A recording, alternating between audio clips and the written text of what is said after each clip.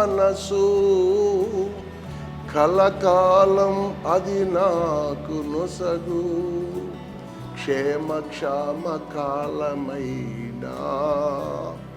కృపా వాగ్దానం వింటున్నప్పుడు ఈ మాట ఏంటంటే, సుధాకర్ గారు దేవుని దాసుడు వేదనలో దుఃఖంలో ఉన్నప్పుడు ఈ పాట పాడుకుంటూ తన రక్షణ ప్రణాళికను ప్రకటించినప్పుడు లక్షలాది ప్రజలు రక్షణలో రాట దేవుడి కృప. యెషయా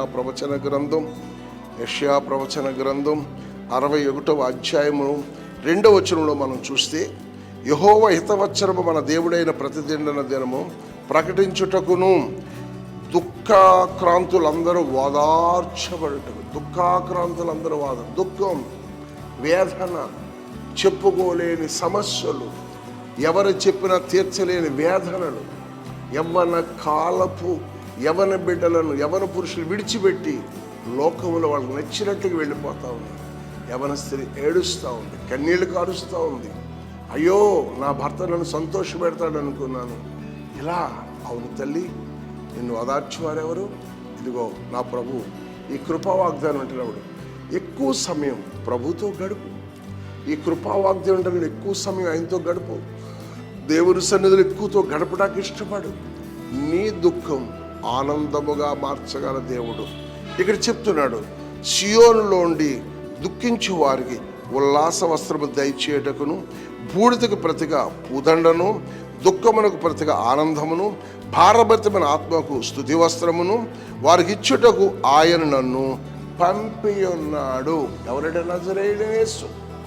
ఆయన మాట వింటే, ఆయనతో సహవాసం చేస్తే, ఆయన అడుగులో అడుగేసుకుని నువ్వు నడుస్తూ ఉంటే నీ జీవితంలో నీ కన్నీళ్ళు ఆనంద బాష్పాలుగా, నీ దుఃఖమునకు పూదండ అంటే ఘనత. దేవుడు ఇవ్వటానికి ఇష్టపడుతున్నాడు. భయపడుతున్నావా? అపనమ్మకంతో ఉన్నావా? నమ్మదగిన దేవుని వైపు చేతులెత్తు. నువ్వే అవమానం నిన్ను వెంటాడుతుందో ఆ అవమానాన్ని ఆశీర్వాదకరంగా మార్చడానికి ఎవరు నిన్ను విడిచిపెట్టి వెళ్ళిపోయారో తిరిగి నీ దగ్గరకు వస్తారు, నీ పాదాలు పట్టుకుంటారు, క్షమాపణ కోరుకుంటాడు. క్షమించే మనసు కలిగి ఉండు. ఆయనతో సహవాసం చే. వాగ్దానం చేసిన వాడు నమ్మదగిన వాడు. ఆ నమ్మదగిన వాని మాటలు ఈ కృపా వాగ్దానం ద్వారా వింటూ ఆయన సన్నిధిలో మోకరించి ప్రార్థన చేస్తే, నా దుఃఖాన్ని ఎవరు వినిపిస్తారు? నా దుఃఖాన్ని ఎవరికి ఫుల్ స్టాప్ పెడతారు? నా పరిస్థితి నుంచి నన్ను ఎవరు బయటకు తీసుకొస్తారు అని నువ్వు ఆలోచిస్తే, హాగర్ని విడిపించిన దేవుడు నీ జీవితంలో అద్భుతం చేయడా. స్తోత్రం. ఎస్తేరు రహస్యముగా మూలను కృంగిపోతున్న ఎస్తేరుని కృప కలిగిన దేవుడు సింహాసనం మీద కూర్చోబెట్టినట్టుగా నేను కూర్చోబెట్టాడా. నేను నమ్మిన వాడు నమ్మదగిన వాడు. ఆయన సన్నిధిలో మోకరించి సమయాన్ని ఇచ్చించు. వారంలో ప్రత్యేక నీ కొరకు, నీ కుటుంబం కొరకు ఒక ఉపవాసాలను ప్రతిష్ఠించుకో. ఈ కృపా వాగ్దానం నమ్మకముగా ప్రతిరోజు వింటూ ఆయన వైపు చూడు.